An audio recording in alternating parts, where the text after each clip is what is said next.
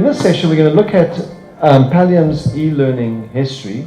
We've been dabbling around with different things since back in 1999. Well, pre-Pallium, so 1999. The concept of the Doodles, the Snippets, and the corselets. The other day, someone said to us, corselets could mean something else. Ladies' attire. And no, we thought it was a small course. The social media. We've already spoken about the trigger tapes I've mentioned earlier. So if we have time, we could show one. In the Pallium app. So our experiences started back already in 1999.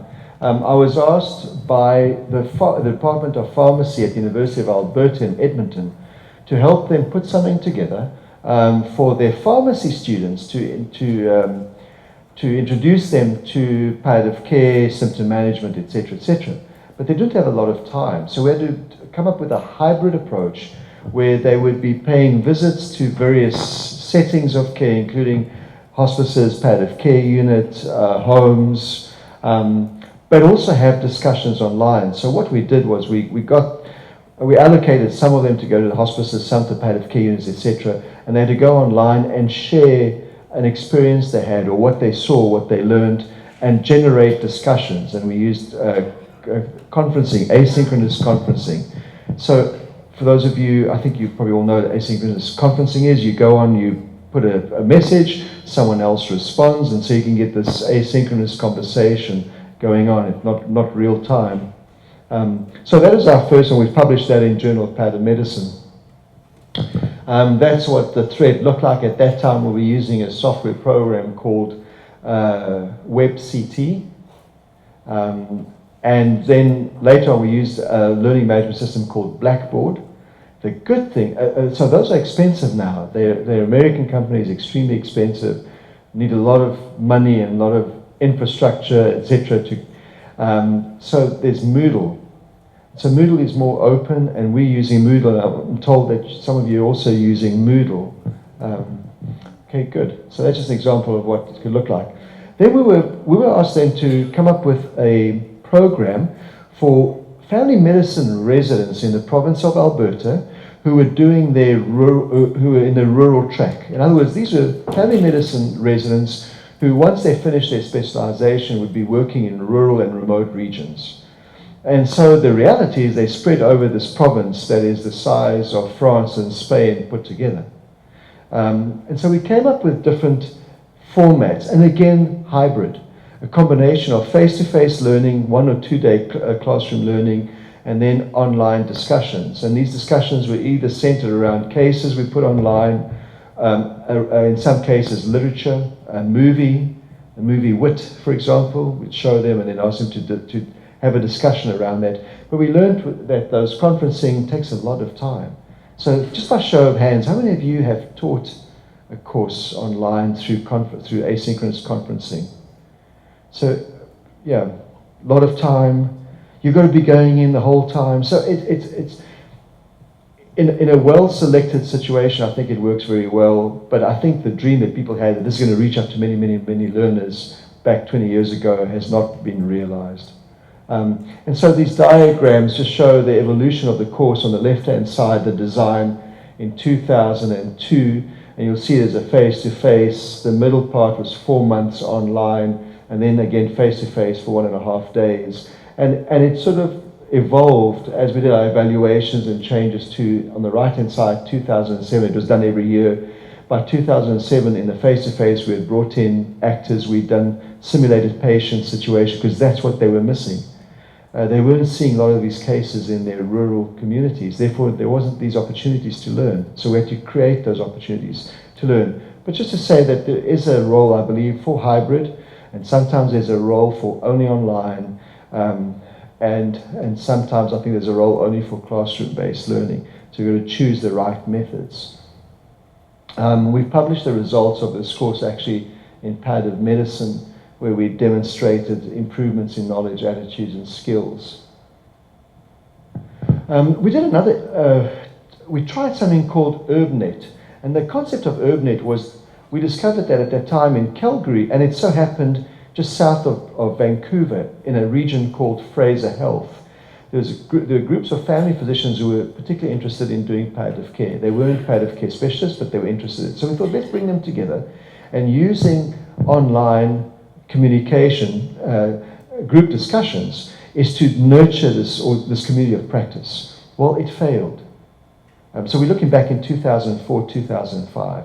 And in hindsight, and upon reflection, why did it fail? Two things. One was the asynchronous conversation takes a lot of time, and they've got busy lives already. But secondly, I don't think we fully appreciated the fantastic literature out there on communities of practice, and the cycles and the processes of how communities of practice evolve, and how one can nurture these. And so if any of you are looking at that, there's a fantastic literature-based books on communities of practice and models of communities of practice and how you develop those. One of the most successful things we did in phase 2 of Pallium was using plain old telephone. We call it POTS. So we put together a teleconferencing once a month. We had an invited speaker. So do you guys have the Charlie Rose interviews on TV? The public television in the United States have got this fantastic show called Charlie Rose. He's a master interviewer, sits around the table and chats to people. It's incredible interviews for an hour, and you hear these insights and these stories that he's able to pull out of people. So we use that format where we'd invite a speaker on a topic, for example, culture, and how do you address culture? Opioid switching. Is there a role, isn't there a role, how do you do it, etc., etc. And so once a month, we used to go online, and we advertise this, and communities from across the remote, rural, and even urban centers joined up once a month. And that was extremely successful. And in fact, on one particular day, and I've got all the data there, we did it over several months, it was just over a year, 110 sites from across Canada joined up. So there were hundreds of people at the same time using relatively simple technology.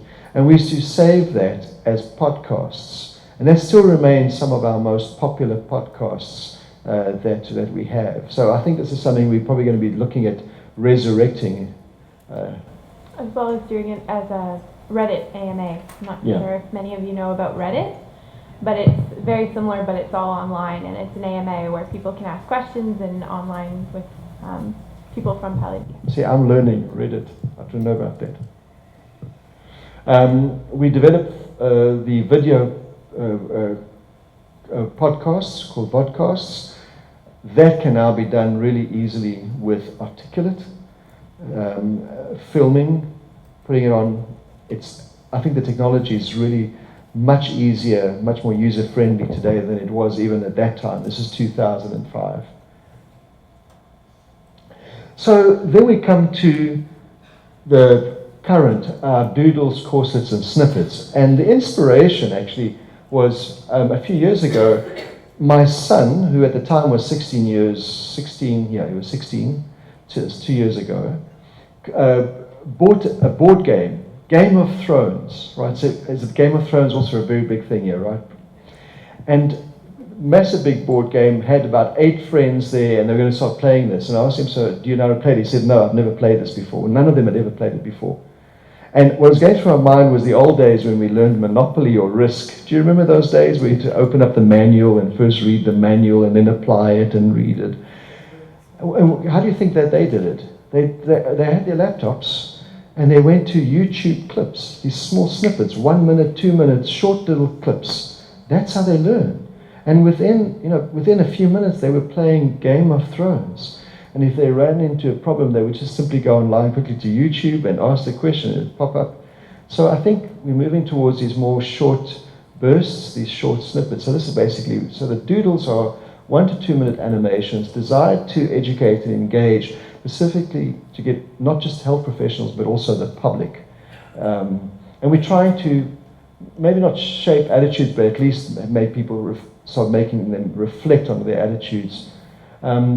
The snippets are 3 to 5 minutes long educational videos. We'll show you an example of one of those shortly, more targeting the health professionals. Concise, highlight only key points. And then the courselets are the 20 to 30 minute longer courses. Again, we'll come back to that. linked to CME credits, CPD credits. So this is to make the point that people are learning now differently, we're seeing, and the generations are looking at short snippets rather than longer things.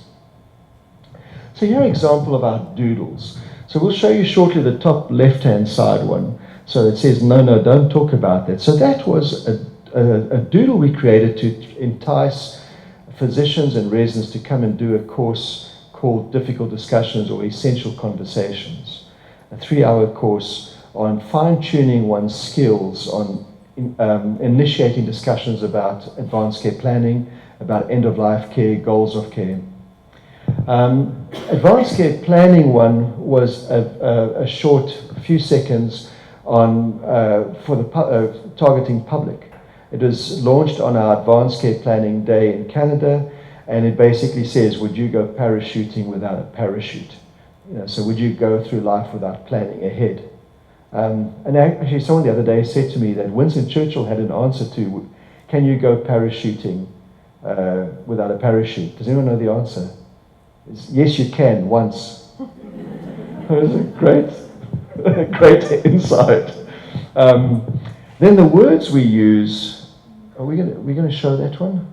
No, maybe not in time. Well, we'll see. The words we use was basically an experience that I had. I just finished my medical school, and I was working in a hospital in Natal, so a rural province of South Africa. And I got a phone call from the hospital. It was about 2, 3 in the morning. I was on call, but I'd got a break, went to catch a nap. Phone rings, and the nurse says, Doctor, can you please come up to the unit right away? The patient has departed. And my response was, what can I do? Call security. Put the phone down. The phone rings a few seconds later. Doctor, you need to come up. The patient is no longer with us. I say, well, call security. I'm going to go look for him. Phone goes down. A few seconds later, call again. Doctor, you don't get it. I say, well, what am I not getting? I'm not going to go look for him. He said, no, he's died. So we use that to tell a little story about the words we use and avoiding the elephant in the room. So it's very short. It's about 1 or 2 minutes only. If we've got time, we'll show it. But that's the essence of it, and the idea is to trigger conversation to get us thinking. And then we really want to show you palliative myths for a very selfish reason. We really want your feedback and input on it. So you're going to be a bit of our peer reviewers today on palliative myths, because I think it can go one or the other way. Okay, so let's go into... So this is the doodle on trying to entice people to come to the Essential Conversations workshop.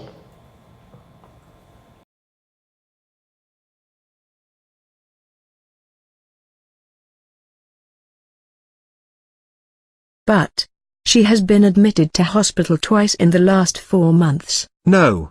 Don't talk about it. It will take away hope. But she is getting weaker. No. Don't mention it. It will make her anxious. But she is requiring oxygen at home. No. Don't talk about it. It will make her feel depressed. But the family are asking. No. Don't mention it. We cannot give up. But she has been taken to the emergency department twice in the last few weeks. No, don't talk about it. So when do we talk about it?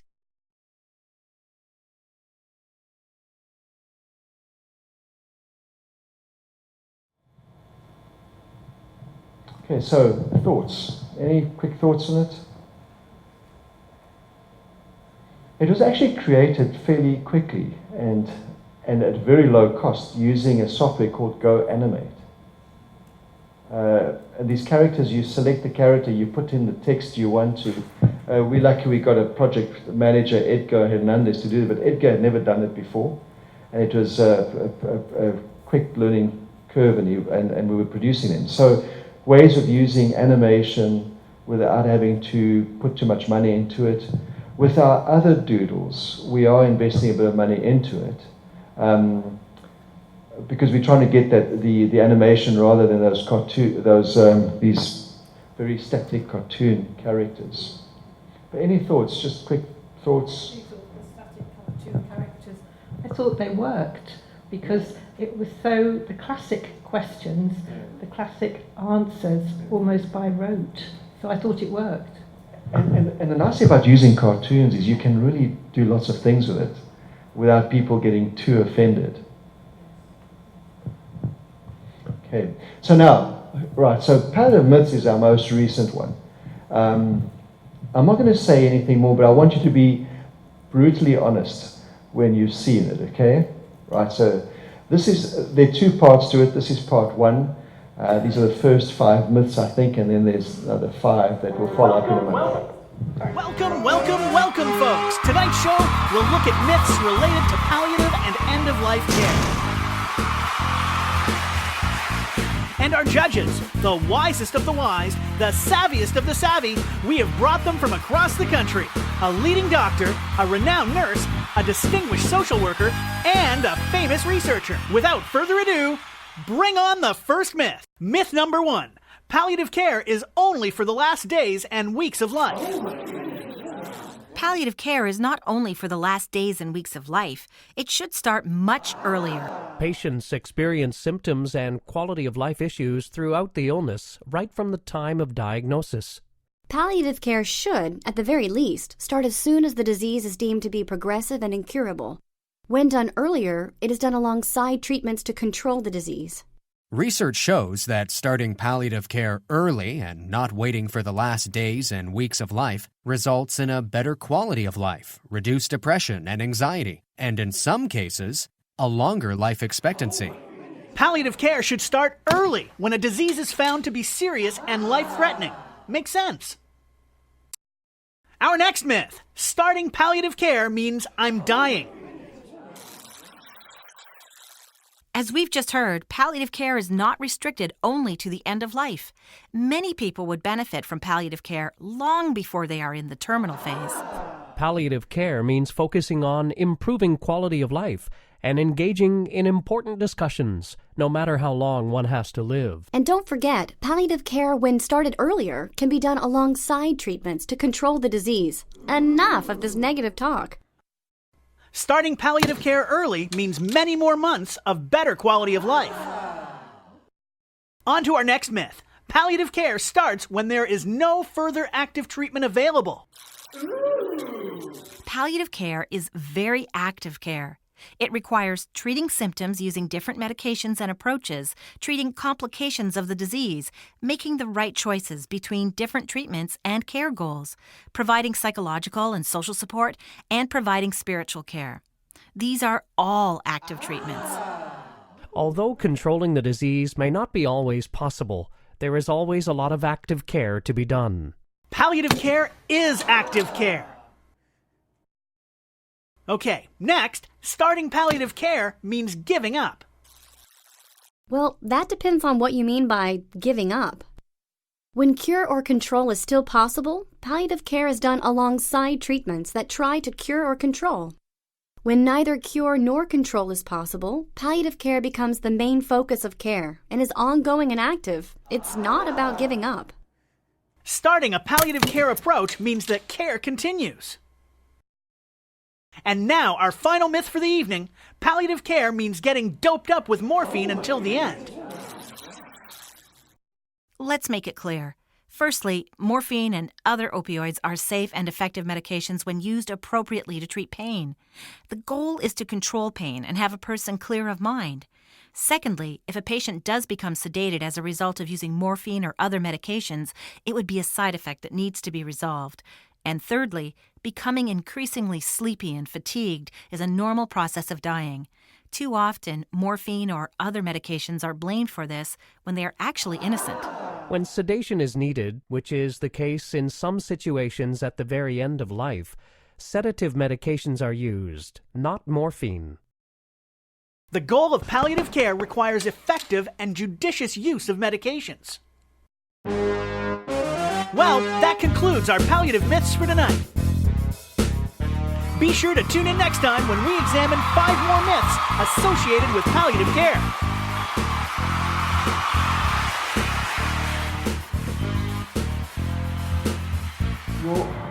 Your input. So remember, we're in the sort of peer review process and beginning the fine-tuning of it. So really, really curious about your thoughts.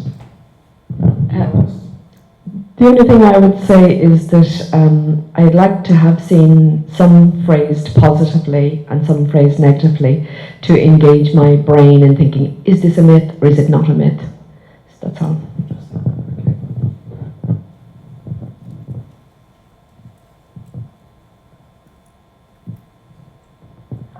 I thought it was really good. It was amusing as well. It may be helpful to mention titration in the last bit. That was the only thing I felt was missing. Yeah. Good. Because people don't understand it because they think it's a fiction. Yeah. Thank you. Yes, I also thought it would provide a stimulant for further conversation. I was interested in the use of life-threatening versus life-limiting illness. I would tend to use life-limiting around palliative as opposed to life-threatening, where people more think of the acute. I just wondered about your thoughts.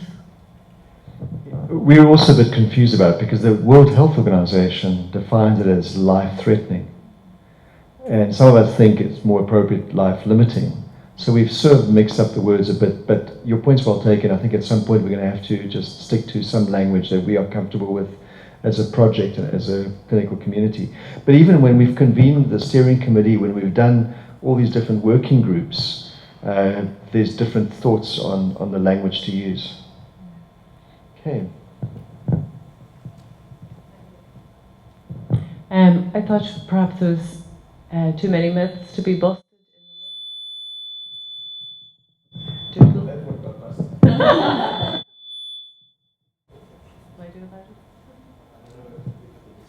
Try it again. Yeah, there was 5 in that. I think maybe 3. You know, because for the group that are here, we're looking at those. They're all myths. So the point is there are too many, and there's also a lot of repetition, I think. We could reduce the repetition and maybe get more to the point. Yeah. Yeah.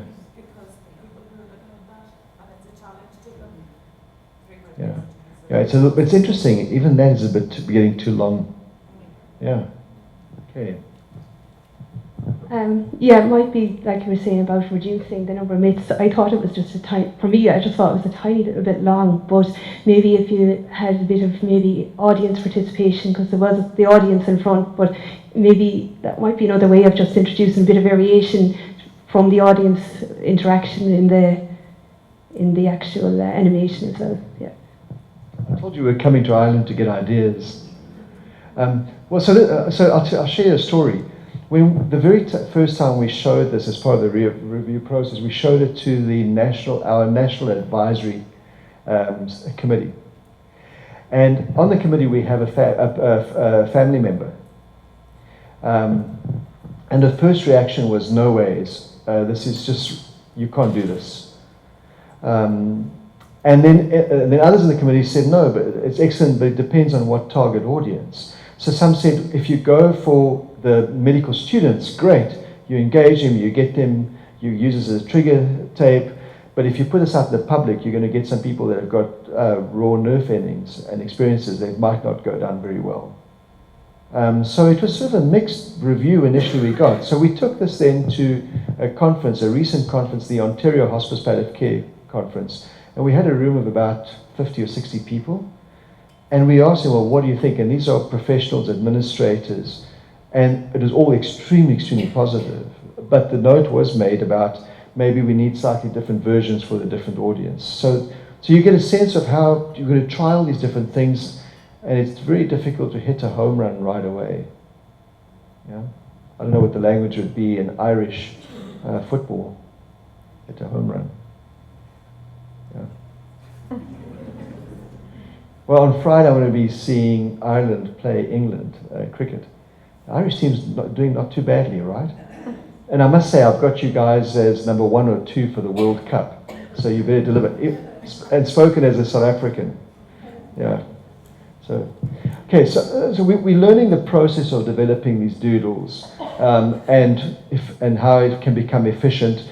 We've really seen the importance of storyboarding, because we've seen that if when we develop it, we have to then go back and change the cartoons and all that. It becomes really difficult. So we've actually made a bit of an error with our myths. because we've put it into the cartoon production, now realizing we have to go back and change it, and it costs money and time. So the best is to really perfect the script and the storyline. Good, okay, or the storyboarding. So this is just the use of social media, which we kind of spoke about. We try to have a very strong social media presence because it's important to get the message across. And our LEAP facilitators actually now use Twitter to tweet their LEAP courses and stories that come out of their LEAP courses. So we've kind of seen a community on Twitter arise from our facilitators. Are you using social media? I'm a real neophyte. In fact, I don't have Facebook. But I'm seeing the power of it. Was it last week we were asked to give a presentation for members of Parliament close to Parliament Hill in Ottawa, and I think within minutes there was messages being sent right across the country, and we were getting feedback. So I think I'm beginning to appreciate its importance. But we were advised not to have a Facebook presence, right? We were advised to renew the Facebook from the first phase, but there are kind of different elements of Facebook that you need to consider because it's more open, there's commentary, there's online posting of pictures, there's less control. So our communications manager is developing that right now. So the following is a snippet. So targeting mainly health professionals, but not only health professionals. In fact, our peer review processes and advisory committee have actually said if we can tweak this a little bit, we can put it in waiting rooms in hospitals or the cancer center or family medicine clinics.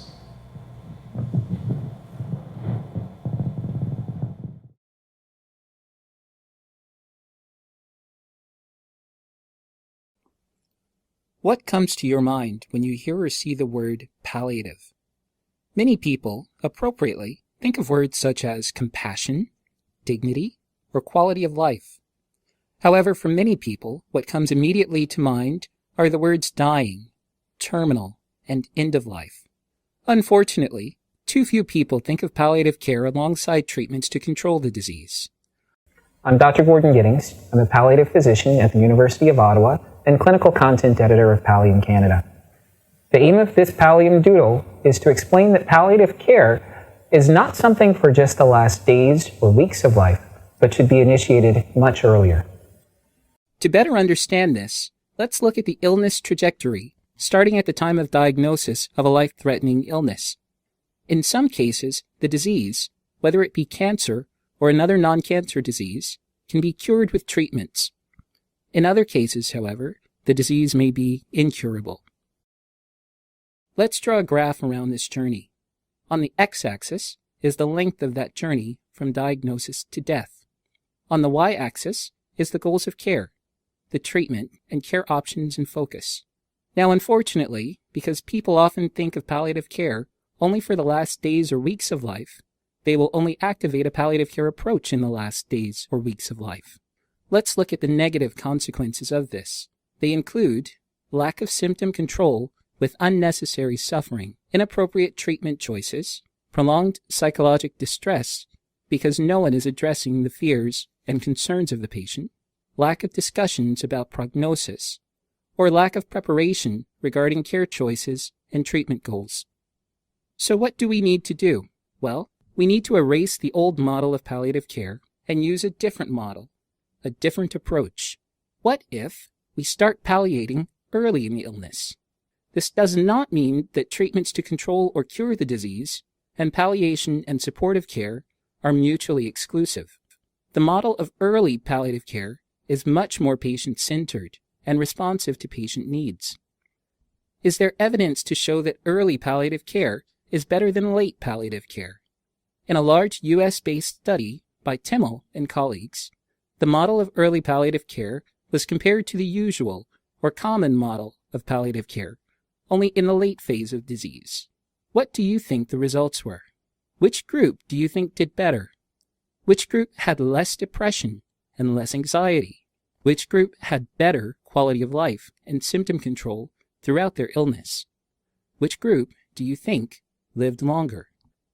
The early palliative care group experienced significantly less depression and anxiety, better quality of life, better symptom control, and astoundingly, they lived almost 3 months longer than those patients who received only late palliative care. So the key message is palliative care early is better than palliative care late.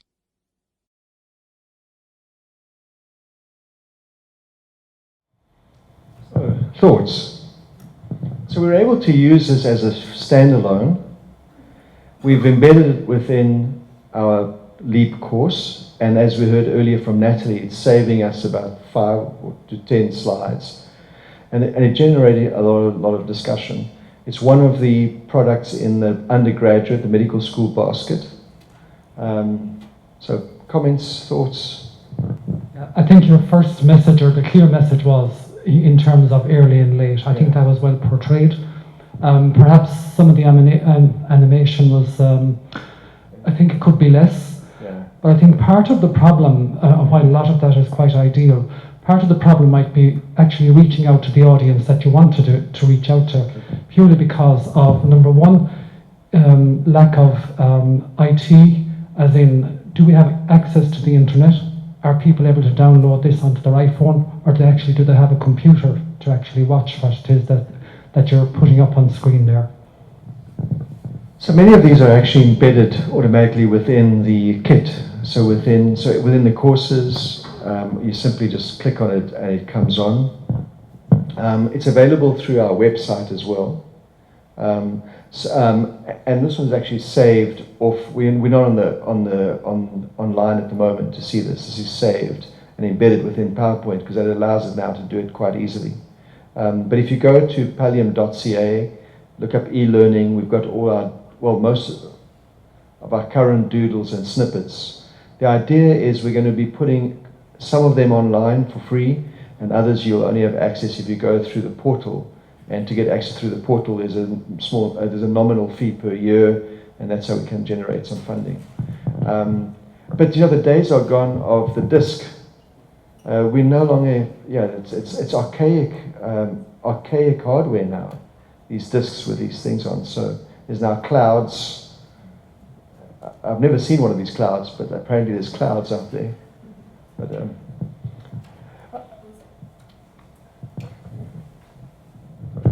how long can you continue using the same types of characters, or do people get tired and do we need new versions of it? Do you know what I mean? If it's the same characters been using different ones, is there an interest with animation? I don't know the answer to that, but now that you've asked that, very interesting. No, I think you've got a good point there. I hadn't.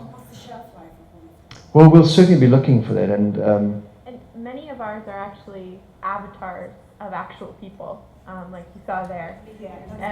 Which we keep doing is a lot of our facilitators want to kind of compete, and whoever gets the best idea get an avatar. So they're interested in that way. But going to another point you made earlier on about the animation, this reminds me of the days, remember when PowerPoint first came out and people were putting in, the words came spinning in and popped up and flashed, and I think that we've fallen into a bit of that trap as well with the animation. So I think what we're learning is, sometimes less is better. So I think there's a great point there. Saw a hand going up here as well. All right, so it's really just a question about what software you used to create the animation for that one. So our doodles are created mostly in-house, but we have an animator who works with us, who does the actual character, and then our e-graphic designer puts in the voice and everything. So I'd say about 90% of it's in-house, and then just the drawing.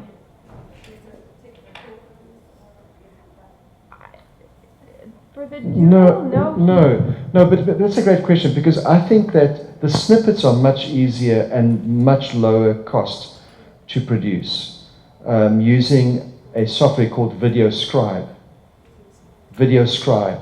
And you can do these And and when you do them, let us know as well, because we want to diffuse it and get people, and it'll be a great collaboration as well. And the other one, you need an animator to create. Now the costs can vary. So in Canada, we discovered that the Canadian Medical Association was beginning to develop these snippets, and they were costing about $20,000 a piece. When the software program, it costs, I think it's $600, I think, for 2 or 3 licenses, and that's it. And then just your time to learn how to use it, and it's not that difficult. We've discovered as well, there's some companies, startup companies on the internet now. Kathy, you've looked into this, right? Some companies that will do this, and you send them the storyboard, and then they create it for you for anything from between, I think it's about $3,000. So there's different ways of doing this, either in-house or going out and doing it. Within about 2 days of sending the script, they can have a complete product. The only limiting factor is you cannot, once it's done, it's done. There's not as much kind of, they check in with you once with a draft, and then it's final. Whereas our doodles kind of go through quite a few processes. Okay, so now, this one is to give you a sense of what it can look like. And again, the point about the animation, I think too much writing can be too much. Mm-hmm. So these are things we're learning. Developed with, as I said, VideoScribe. And this is a snippet, so you can imagine a snippet being embedded in a course, or even our Pallium. So we've got a Pallium pocketbook. We haven't spoken about that yet. Peer-reviewed pocketbook, written specifically for generalists at a generalist level. It's available as an ebook now, and you can download it or purchase it from Amazon or from iTunes. This is the paper version of it.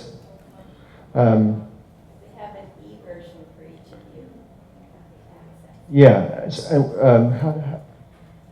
I'll be following up. If you have iTunes and you would like a copy of the Palliative Pocketbook, connect with either myself or Karen, and I'll give you a code where you can go in and get it for free. That's been extremely popular. I know we've distributed something like close to 30,000 paper books. The ebook came out middle of last year, I think it was. Yeah. So it's a combination of the learning, but also the resources and decision aids that accompany that. And we're finding now in the LEAP courses, the book's making it more efficient, because you can say, if you want more detail, you refer to such and such pages. And so there's a link now between the course and the books. But let's look at this. We'll look at half of it, and it looks at delirium screening and the diagnostic tools. And this is developed completely in-house by our graphic designer, but he said I can do it. So. And this is the first one. Did you know that delirium is a common... Oh, sorry, just before. You're going to hear a very automated voice. So this is actually a good production trick. The final version is not going to have that automated voice, although there's some people say to us they're fine with it. But the automated voice is I think it's in, I don't know if it's the same software embedded in VideoScribe, mm-hmm. But you put in your text and it automatically generates this voice. So you've got the voice, and then it allows you to fine-tune, change the text, etc., etc. So then when you're ready to lock in is when you can bring in a real voice. So you don't have to be doing the recording of a person and having to ask them to redo it and redo it and redo it and redo it. So this is actually an efficiency thing that we've sort of discovered. And we actually did that with the online facilitator reorientation program. Was we launched it with this voice, and then for 3.5 hours did the voiceover throughout, and now it's available. But it helped with that lag that could have occurred.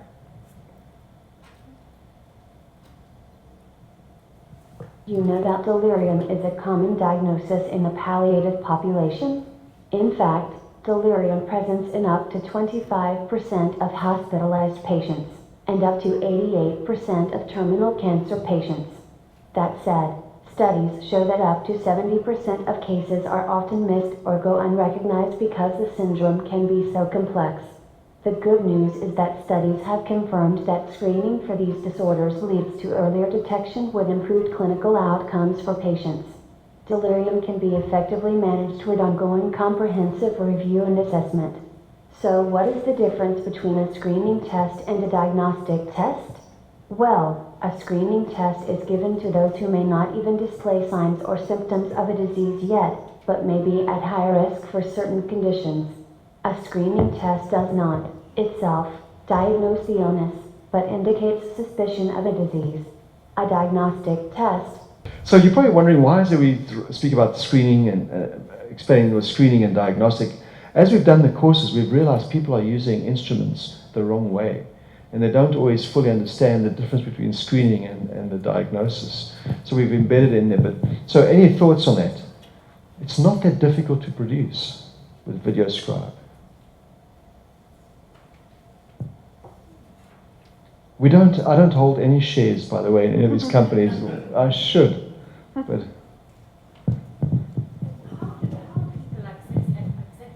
Is it just, I mean, can they go in and is there a list of all the snippets and animations? Or is it part of an articulator or a bigger program? Okay, so the question was, where can people access these? So we're in the production line still, but once it's all done, some of them will be available through the website pallium.ca. And then the others, things like when do you switch over to a patch? Because people use the patches incorrectly often. When do you do it? How do you do it? That's going to be in the Pallium portal. So then there'll be a list, it'll be snippets, and and the whole list of them, you can go and view them. They're also going to be embedded within our Pallium pocketbook, the ebook. So when they're talking about, in the delirium section, there'll be little icons that say, click on this. And they're also going to be embedded in our app. So we'll talk a bit about the app shortly. So we continue asking people for ideas and topics for upcoming doodles and snippets. So we've got this list that we're beginning to put through production lines. Right, the courselets, I think you've seen that often. So this is an online course where you go in, you register through the portal, you do a survey. So there's some interaction, and the software we use for this is Articulate. And I believe that some of you are already using Articulate. We tried different things. There was Adobe, there was a whole lot of different ones. And the Articulate we found was the least costly and the easiest to use. Because you can bring in quizzes, you can bring in different little exercises, make it interactive. And this is part one of a 3-part series on delirium. On the left-hand side is the navigation bar. You can set it up so that a learner has to go through each section, or a learner can jump around to those sections he or she wants to go to. And we're putting in now in our portal the ability to print off a certificate of completion. And when you've done this, you get a certificate of completion that can go towards your CPD credits, your points. There's a voiceover. So in essence, it's basically taking PowerPoint slides, doing voiceover. That's what's so simple about it. And then building in some interactivity. Did you want to? No. This is like an auction. If you just do this, you're going to get asked. Okay, so. So the Pallium portal is our Moodle learning management system. It is the hub and house of all of our resources, and there are 2 main points of access right now, one for facilitators and one for participants. And it allows new facilitators to go on and actually apply to become a new facilitator, and for existing facilitators to go in and confirm their experience, and then they're manually enrolled into the 3-hour online reorientation. It also provides access to the participants to all of the pre- and post-learning reflections that we've talked about, as well as registration on courses across Canada. So, as we said, since September, we've had over 3,000 participants enter, and we can actually analyze the number and roles and genders and other data from the participants. I'll just kind of loaded it up. This is our main access point. If you're a LEAP Core participant, you're sent a link automatically from your coordinator, and these are the pre-learning reflections as well as the electronic participant manual. So as a LEAP participant, you have 1 year access to the Pallium portal. So all of the e-learning, the Doodles, the Snippets, the courselets, as well as an electronic participant manual, which allows the facilitator and local organizations to save quite a bit on cost for printing, which has been kind of a barrier for some. It allows for the pre and post learning reflections as well as automatic delivery of the certificate once all components are complete. We begin to find people downloading it onto their iPads and coming to the course with these really loaded onto their iPads. So I think that's where the future is going to go to. And as an administrator, I can actually go in, Dr. Crow was mentioning it, the post-course evaluation and press the analysis button and see all of the data for all of the LEAP cores in graph form and start analyzing it from that way. And I can also make it session specific. We've brought copies of the paper version of the participant manual for the paramedic, for the core, and also for the LEAP Mini, but you can see it's a fairly extensive product, so to be able to download it on your system is again cost efficient.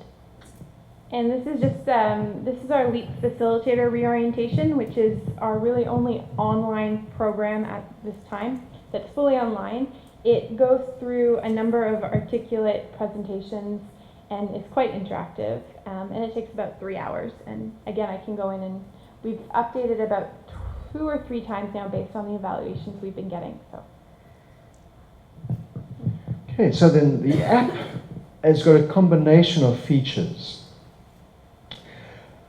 including some of the clinical tips that's taken from the Pallium Pocketbook.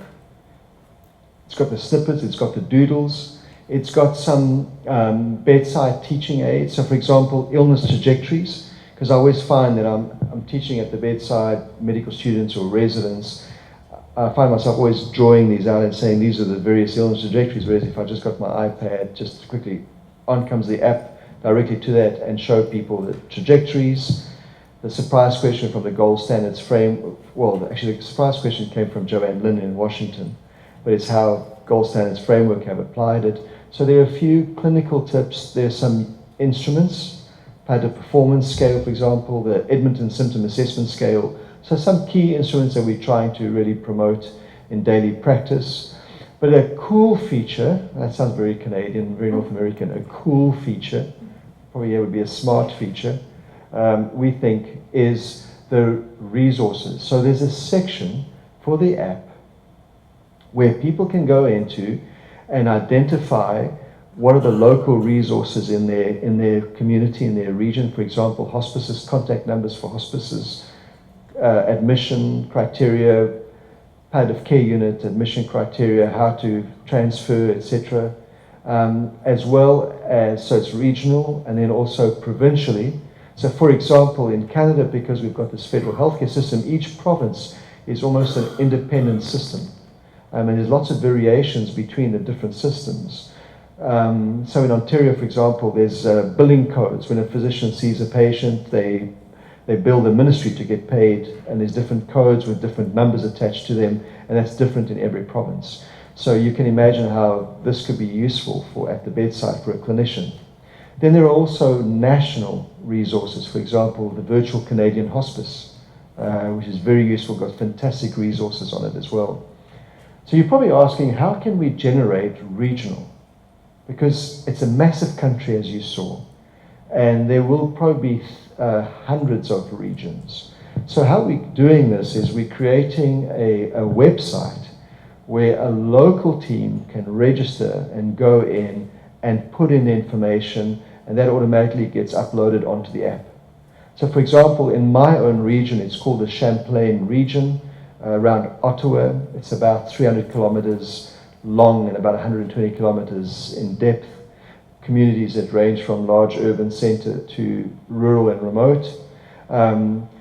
Our community palliative consultation team will be going online and putting in the local resources. That gets uploaded.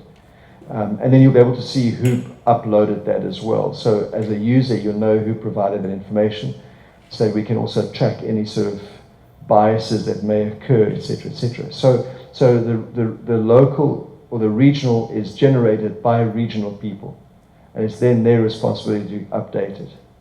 So we hope cross your fingers and pray 3 Our Fathers and 6 Hail Marys that this works. We're working hard on it.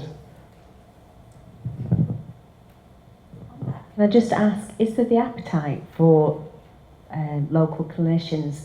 Are they kind of willing and able to update the information for you? Well, we're going to start that process. We've heard so far that there is, and in fact, in the LEAP courses, one of the things we've learned as we got feedback is there's this significant appetite for give us this information from the learners. And the facilitators are the ones who are hearing that.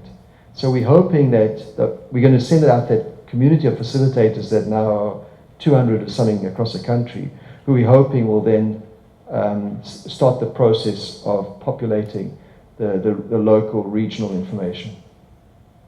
So we'll hopefully have more news in a year's time. Just to provide a little bit of an explanation, everyone got one of these on the table.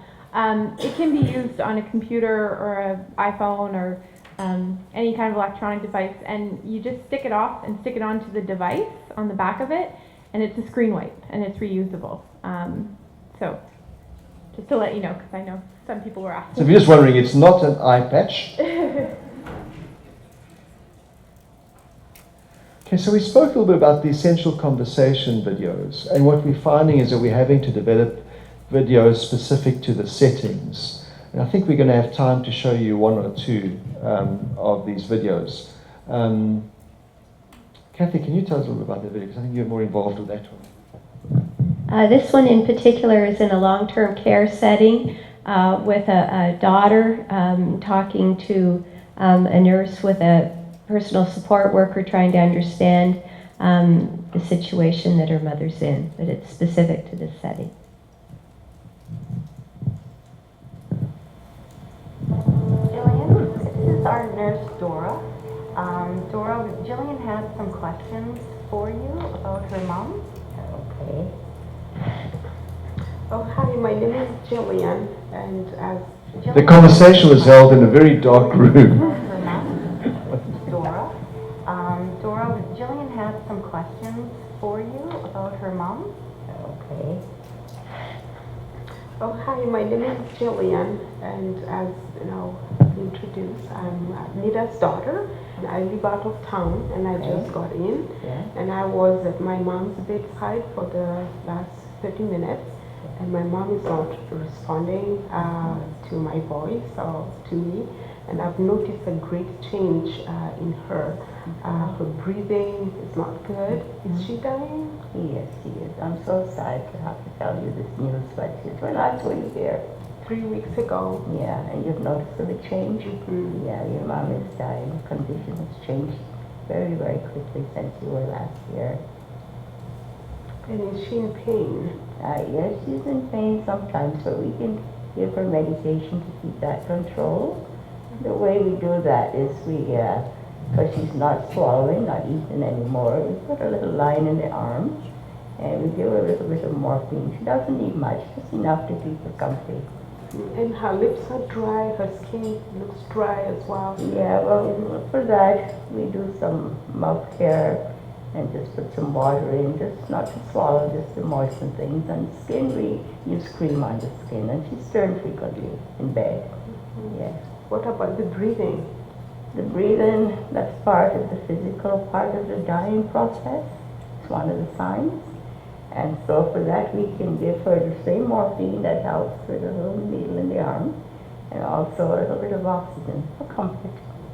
Is my mom dying? Yes, she is. I'm sorry to say that she's dying, but we will help you to get through that. She's ready. Yeah. Are there any other services we as a family can access within the nursing home to support us? Yes, we have social workers and spiritual care, and they're available anytime that we want them. If you tell us you need that service, we can get that for you. And I'm here also. The nurse is here all the time. And if my mom's condition gets worse, are you going to send her to the hospital? No, we won't do that because we can provide everything that your mom needs to keep her in her home here and comfortable, and have her comfortable when it comes. Thank you. You're very welcome. This particular video, the nurse Dora has been a practicing nurse in long-term care for 38 years. She's 78. And the other two, the PSW we use people in the field as opposed to actors, that you've had that experience before. But we would be then asking, what was done well, what could have been done better, and are there any takeaway messages that you might have gained from viewing the video? Who's been developing videos and using videos? I'm sure some of you may have been doing this already. A show of hands. Okay, so experiences. So just, yeah. Well, let me ask you this.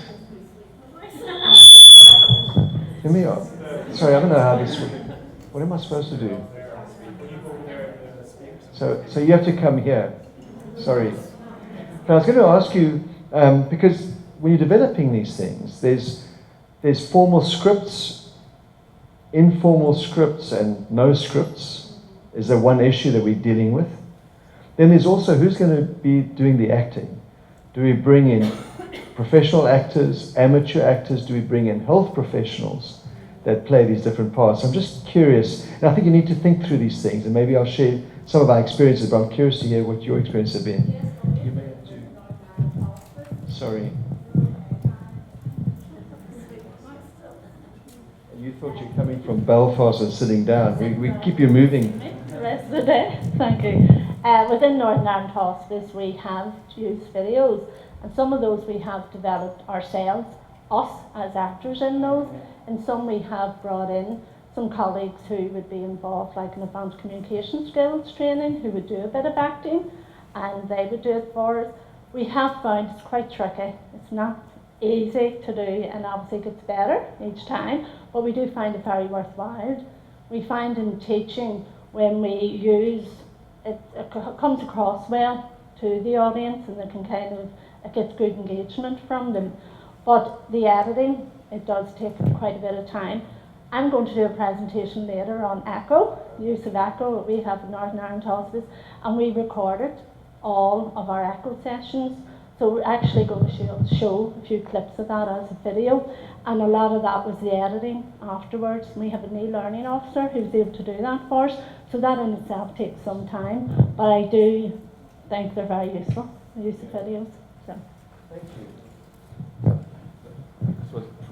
From my own experience when working with undergraduate students, we've used video in clinical skills, and we've consciously chosen actors to do it because they'll follow the script without putting their own twist on it as a practitioner. For example, if we're doing hand washing, so they follow it exactly as you're supposed to do it for wound dressing care. So for specific skills, we use actors because they will follow and do exactly what they're told and exactly how it should be done, as opposed to how, well, I can do it and tweak it. And we found that really beneficial. But then there are other things that we use clinicians who are actively involved in the clinical setting in other ways when we're using video.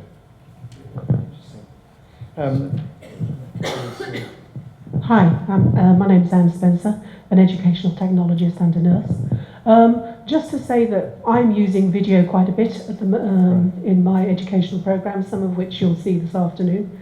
But the most powerful thing that I think we're successful in, Darren may bear me out on that, is patient storytelling. One of the things you're going to see this afternoon is a snippet of Helen's story, which is of a lady who has incontinence. And I think, some feedback that I had where this video was shown, and it's only 3 or 4 minutes long, but it was actually quite powerful. And students or participants or other colleagues who have watched the learning package in which this is embedded have also spoken about how powerful a medium it is. And the person who delivers it this afternoon, I don't want to say who it is, but I'll tell you about it afterwards. That's a little bit of a carrot there. But, we do have to be creative who we use. There are problems in terms of using staff. Dara has been dragged kicking and screaming. She's an AMP in St Mary's. But as my role in working with her is to show her the power of video and to recruit her to do the video. And only after about 2 or 3 years now, she's creeping out of the shadows and she is putting herself forward to be filmed. And I think another thing I'd like to share with you is we've had the privilege to work with clients with an intellectual disability. And one of the projects that we have, and we will show this afternoon, is Happy Bones.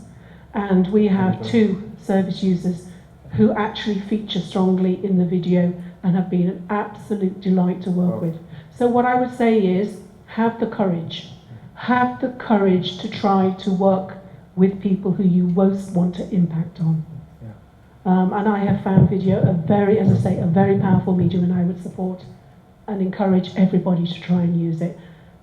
Just as another little tip, when I was working in DCU as a lecturer, one of the other things to try is drama schools. They're very willing to be involved, or local theatrical groups. Interesting. Okay, so they are another resource that can be tapped into. Very good, thanks very much. I totally agree with you in terms of the patient stories. And so in Canada we have the Canadian Virtual Hospice, and there are hundreds of videos actually. There's a whole repository of the videos. And I actually do sometimes in my courses use 3 or 4 of my favorite ones, and they are stories of the patients. So I totally agree with you, it's very powerful. We're not going to recreate it because it's really been developed. So I mean, that's part of our philosophy is, if it's not there, let's work on it together. If it's there already, let's not recreate it. Now, one of the things we have learned is the setting, and it's off-putting for learners when we've used videos from from other settings or even other countries.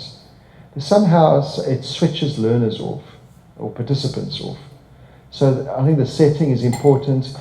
When we were doing long-term care, and there were some videos we thought could be applicable. I mean, if you can do a bit of imagination, and instead of seeing a hospital room, imagine it's a room in a long-term care facility.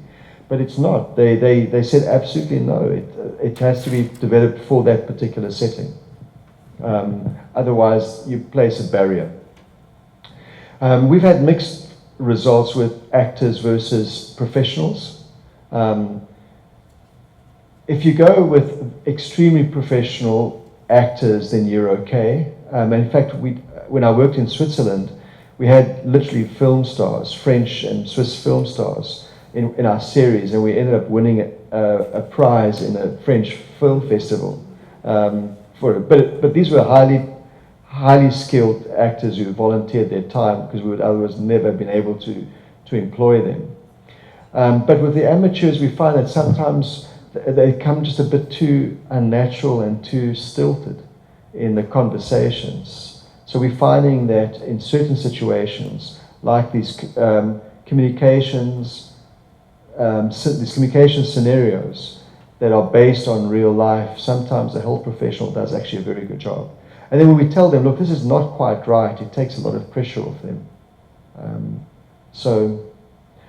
And we're finding that we don't have to go into studios and come up with these highly professional, well-lit productions, that these fairly relatively cheap productions actually do the job in terms of initiating the discussions and triggering the learning.